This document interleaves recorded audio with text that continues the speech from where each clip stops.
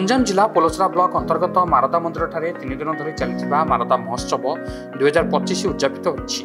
गुरुवार उद्यापन दिवसर शेष संध्यार मत्स्य और पशु संपद मंत्री गोकुलानंद मल्लिक सभापतित्व करथिले। एहासह पंचायतराज तथा पानीय जल मंत्री रविनारायण नायक जोग देथिले। मारदा मंदिरर ऐतिह्य एहार विकास और उन्नति को नहीं निजे निजर भाषण प्रदान करथिले अतिथिगण।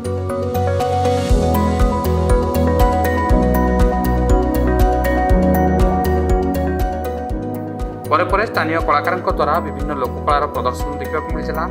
कलाकार रंगारंग कार्यक्रम को उपभोग करथिले सभी।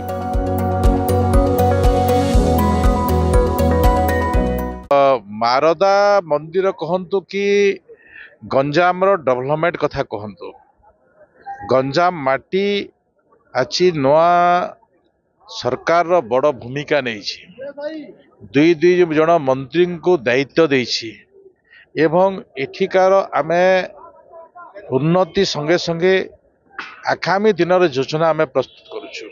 ओडिशार मुख्यमंत्री 2036 मसीह ओडिशा एक विकसित ओडिशा हेब निश्चित भाव में मो ए विश्वास भरसा दउछि आगामी दिन में गंजाम एक विकसित गंजाम हेब। देखो प्रथमे तो धन्यवाद प्रशासन स्थानीय लोक समस्त सहयोग आज महाप्रभु श्री जगन्नाथ कृपारू मारदा महोत्सव तार उद्यापन उत्सव सफलतार सहित संपूर्ण करिछि।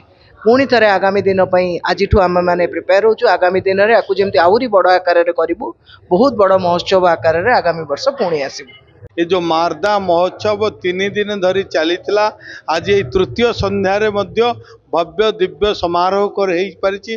प्रभु जगन्नाथ कृपारू शरण श्रीक्षेत्र कृपारू यही समारोह अत्यंत आडंबर सहित अच्छी शांति श्रृंखलार सहित अच्छी। आज ये आपण मैंने देखुंत हजार हजार लोकर जन समागम होइछि। प्रकृत प्रभुंकर आशीर्वाद लीला नथिले एही भव्य दिव्य कार्यक्रम संभव नुह।